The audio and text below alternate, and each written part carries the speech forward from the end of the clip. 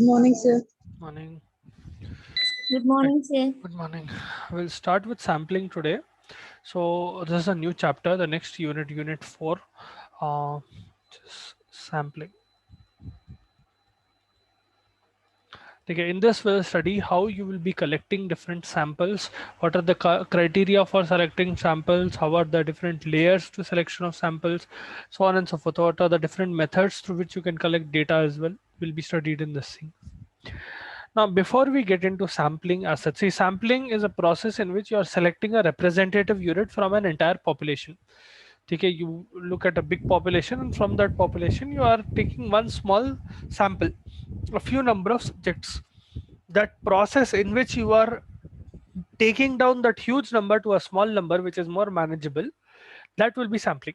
Okay, so for example, let us suppose you want to do an experiment on diabetic patients, and the organization that you are working with, or the hospital that you are working with, asks you to perform a experiment on diabetics in Hyderabad. So obviously, if you try to perform a experiment on all the diabetes patients in Hyderabad, it will become very difficult. There are crores of people. So in that scenario, what you will do is you will select a few hospitals, and you will select a few people outside the hospital who have diabetes, and उनको उनके अंदर देखते. So what you are doing is, out of the whole population, you are representing a few. So you are taking a few representation of a few units or a few subjects. They will represent the whole population. तो वो कैसा आप narrow down करते हो, that is the process of sampling.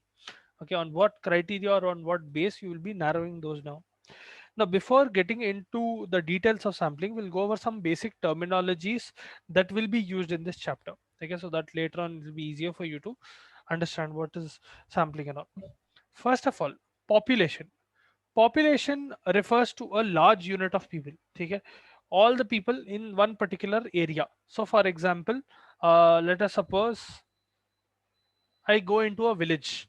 Number of people in that village will be the population. All the people in that village will be the population. उसमें से target population आता.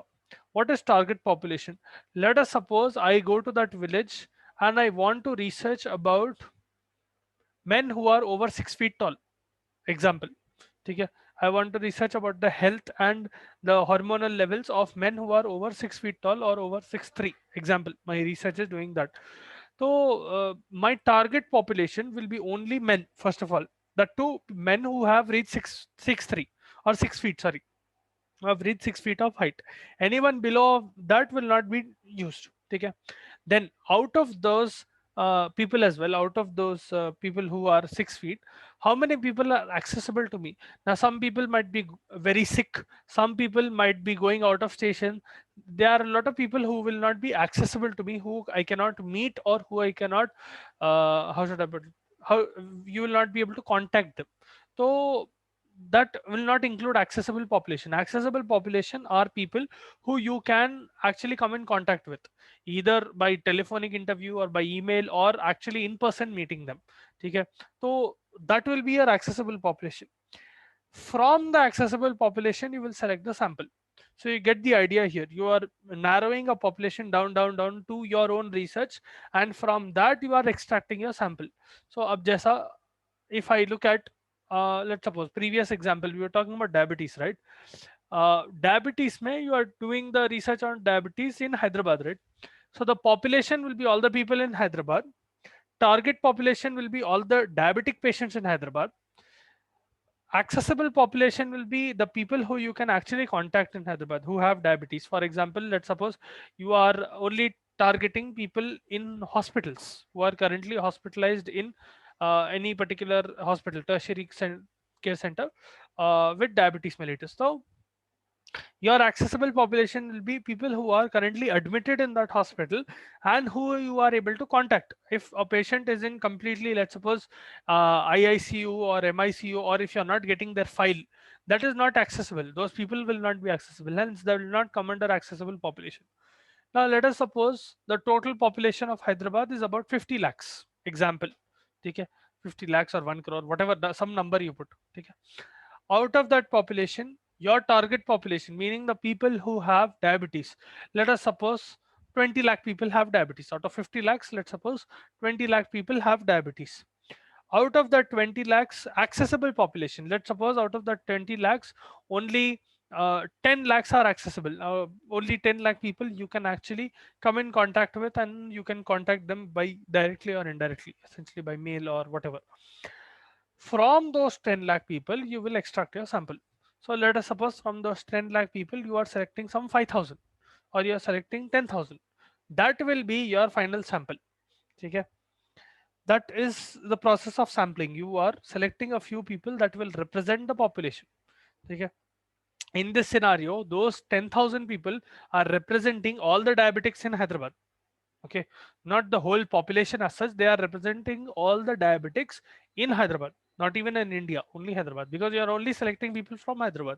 If you select from other states as well, then you can tell. At least, let's suppose you select from Telangana, Karnataka, Tamil Nadu, Kerala, South Indian states.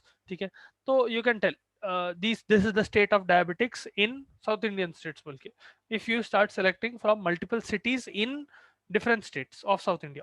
Okay, then आपका sample will be the people who are present in your final sample, the 5,000 जो रहते. अब उसमें जो individual elements रहते या जो subjects रहते, those will be the people of that sample. So those 10,000 people, all of those 10,000 together will be one sample. The individual people who are present in the sample, they are called either elements or subjects. Either one is interchangeable. Okay? Sometimes they are called subjects, sometimes they are called elements. Then there is sampling frame. Sampling frame is essentially the list of people. Okay? You're essentially writing down all the names of the people who are associated, their name, their gender, their contact number. That is your sampling frame. Okay? For example, let us suppose a researcher is trying to prepare a um, list of pregnant women, or specifically it is they are trying to research about pregnant women, and what they are doing is they are going to an Anganwadi worker. आप लोगों को anganwadi worker कौन रहता है मालूम है ना? Do you know who is an Anganwadi worker? Yes, sir. You have at least heard of them, no? Who are Anganwadi workers? Primary healthcare center में Yes, present sir. रहते देखो. Right. So what you can do is, let us suppose you want to research about pregnant women in one particular locality that you are going. Let's suppose you go to a town, or you go to a village, or some place, and in that place you want to research about the condition of pregnant women. How is their health? How is their care going on? Because government also provides a lot of free care to patients who are pregnant. So people who are pregnant. So what you can do is, first of all, to find out how many people will be there, in how many pregnant women are there, you can simply go to an Anganwadi worker and you can get a register from them. Generally those people will write those names down in a register. Either they will physically write it down, or they'll have a computer in which the whole list will be typed down. So you can take that list from those Anganwadi workers, mm, stating that I'm going to do research and all. That will be a sampling frame. ठीक है. Let us suppose your research is about antenatal care. ठीक है, तो वो list आप anganwadi worker से ले सकते easily. Then another term is sampling error. Sampling errors are fluctuation in values. ठीक है, values of statistics of characters, or from one sample to the other, they are not similar. आप जब sampling कर रहे, their characteristics are not similar when you are sampling. So when you are selecting the subject, when you're selecting the elements of the sample, you're not selecting properly. That will cause sampling error. Then sampling bias. Sampling bias is essentially, how should I put it? Distortion will arise when you are not representing the population correctly, meaning you are not fairly putting everyone in that same population. Let's suppose just a diabetics ही है. Now, out of those 10,000 people that you have selected for diabetes, in the previous example, out of 10 lakh people in Hyderabad who have diabetes, you are selecting 10,000. Now, let us suppose out of that 10,000, you have selected 100 from a hospital that you know or you are favoring. Example, you are selecting those patients in your study because they are easy. So, this will create bias. Okay? They might not represent the whole of Hyderabad properly because you are selecting either one or specific hospitals that you want to. Okay? So that can create sampling error sometimes. You're not randomly selecting essentially. You are supposed to randomly select. Then finally, sampling plan, the a formal plan essentially. specifying your sampling method, sample size, and the procedure that you are going to follow. So those are some basic terminologies that are associated with sampling. Now, what is the purpose of doing sampling? Why are you doing sampling? First of all, see, when you want to start a research study, or you want to perform any study altogether where you are studying the population or just studying the characteristics, specific characteristics, or you want to research about specific characteristics in a population, at that time, if you perform sampling, it will become much more economical. As I told you in one of the previous classes, it is much more easier to handle a smaller population when compared to a larger population. अब जैसा अभी diabetes का example लिए, there are, let's suppose, some 50 lakh patients of diabetes in Hyderabad. Now you cannot go around and contact each and every one of them. Yeah, even if it is 10 lakhs who are your uh, accessible population, it will be very difficult to access every one of them, all of the 10 lakh people who are in hospital. तो आप क्या करते हैं, you will select only one small population, and even that small population, it will take some time for you to handle all of them. Even if it is 10,000 number, there are a lot of people, so it might take a couple of months. That depends on your team as well, whether you are working solo or you are working with a team. It depends on that as well, and depends on the efficiency in which you are working, but it will still take some time. So it is economical. It will improve the quality of data, because you are handling lesser amount of data. The quality of that data will go up, meaning it is less likely that you will make errors. Okay? The study results will come much more quicker, because the amount of data that you are handling and that you will be analyzing will be less. If you analyze less amount of data, you can come to a conclusion faster. Okay? You can conclude the results of your study faster if the number of samples that you are going to analyze will be lower. And data can be very precise and accurate when you are collecting lower number of samples. Okay? If you include way too many people, it will become too much of a task. पूरों का data collect करो, उसको correctly divide करो, categorize करो, then analyze करो. In all of those steps, anywhere, if you even make a small mistake, again you'll have to start the process. So you get the point. Then coming to the characteristics of a good sample, what defines a good sample? How can you tell whether or not your sample is good? First and foremost, that sample needs to be representative. What does representative mean? It means that whoever you are taking in your sample should be able to represent that whole population. Okay? That is why randomness is very important. Okay? Let us suppose we have a population of 10 lakhs, 10 lakh diabetes patients. Hai. Now, when you are performing the sampling technique, and let us suppose out of the 10,000 that you are selecting, let us suppose we categorize into three categories. You have men, women, and children. ठीक है, and children में भी आप male children and female children का category कर रहे हैं. ठीक है, सो यू हैव 4 सब categories. You have adult men and adult women, and you have you know boys and girls essentially.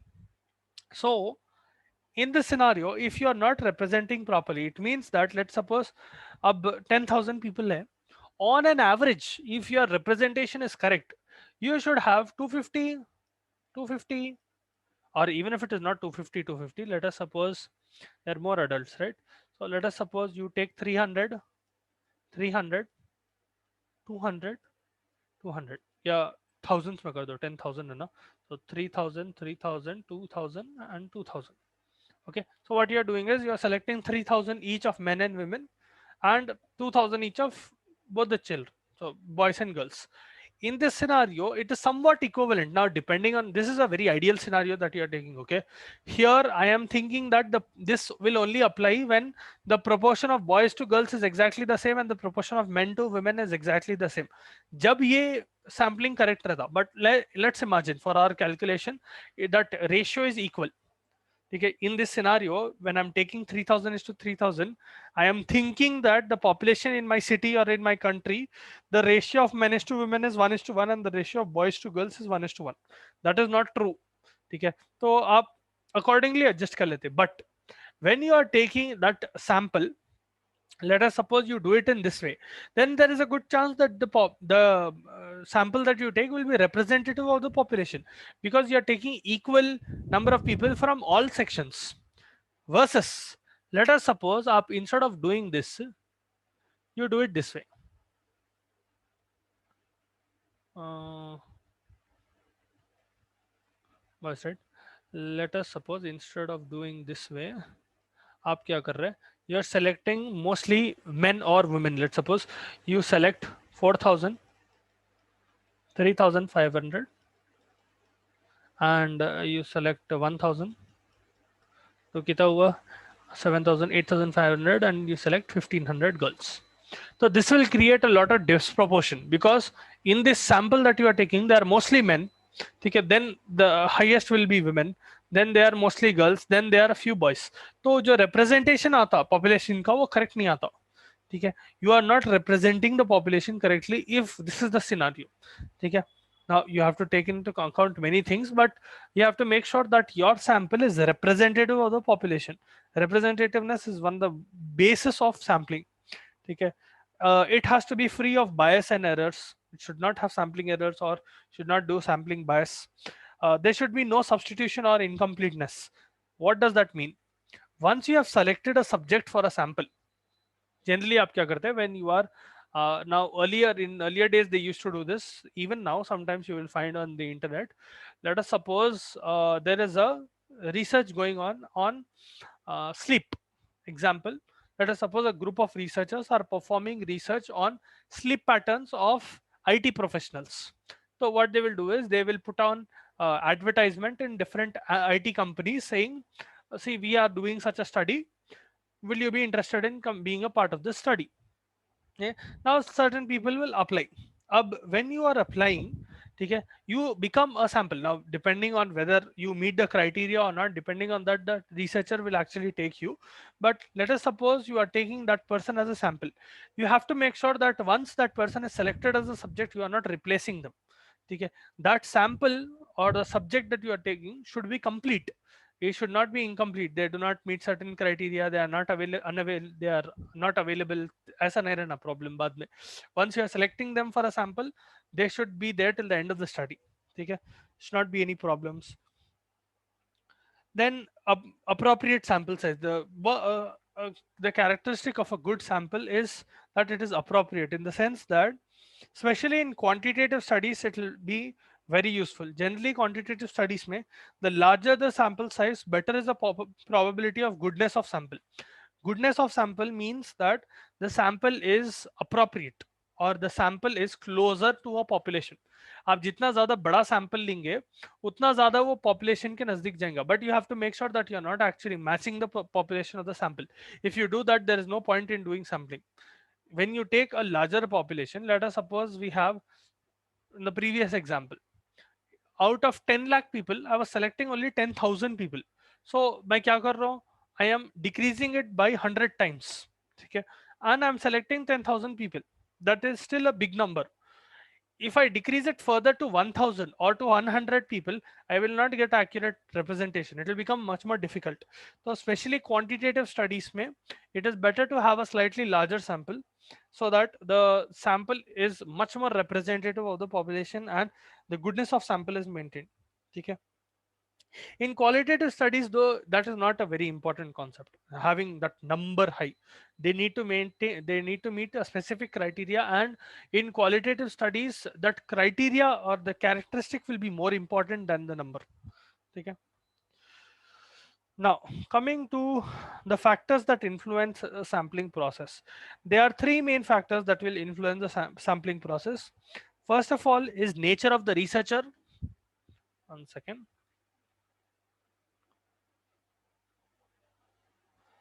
So किधर है?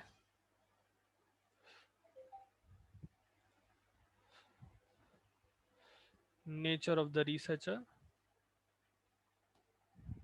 nature of sample, and circumstances. These are the three basic criteria or three basic factors that can influence a sampling process. First of all, nature of the researcher. What do you do look, what all do you look for in a researcher? First of all, whether they are inexperienced or inexperienced. If it is an inexperienced researcher or if an investigator lacks adequate knowledge, what will happen is the research methodology that they choose and the process that they choose, that it might not be appropriate, and because of that the research will get affected. If there is lack of interest, lack of honesty, or else the workload is too much for that researcher, let's suppose. Okay, if they are not able to cope up with that much amount of workload, or sometimes what happens is in clinical trials or in research, a lot of work will be put on the investigator or researcher. So if they are not able to meet it, or even if they are trying to meet it, what will happen is the quality of the study will go down because they are under so much stress. या फिर inadequate supervision. Generally, even if it is an investigator or a researcher, there needs to be a higher body who is investigating, who is supervising the research as such. They might not get completely involved in the study. For example, let us suppose Jayanti and Madhulika are doing a research on some patients in the hospital. Okay? Imagine they are doing research on cancer patients. Okay? I imagine they are doing breast cancer patients पे लोग research कर रहे हैं. So if they have a lot of workload, imagine, okay, and once they get the approval from the hospital and all of that, once they start the research, let's suppose they are getting a lot of workload from the hospital wherein they're not able to extract themselves from the work and perform the research. What will happen is no one is able to tell. Even sometimes what will happen is those nurses themselves will not be able to report it to their seniors because they'll simply be that busy, they will simply not get enough time. So it is the role of the supervisor to make sure that they are getting appropriate amount of work. Okay, that supervisor, for example, अगर NS है या फिर hospital administrator है, they will already know that okay, these two are doing this research, and if they see you doing very too much amount of work, they will make sure that that work is divided equally, or some other person is doing a major amount of that work, or it is divided in such a way that you too can extract yourself from that ward and go and perform research for a couple of hours per day. Out of, let's suppose, 8 or 10 hours that you work in a hospital, how many ever hours you are working, out of that, let's suppose you are assigned initially at least half the time you have to spend in research bole to you have to make sure that you are actually spending 5 hours or you are spending 4 hours there. Now if you are swamped with work, it is the duty of a supervisor to make sure that that research is going on seamlessly, it is not being affected. Okay, so supervision important hai. Then nature of sample. Nature of sample कैसे change हो, कैसे affect करता है sampling process को. Let's suppose you are not performing the appropriate sampling technique, or your sample size is not correct. Very large sample size will become very heterogeneous. ठीक है, they will not generally exhibit characteristics of the whole population. बहुत ज़्यादा वेग हो जाता है अगर बहुत बड़ा कर दिया तो population size, it will almost become a small population. You don't want that.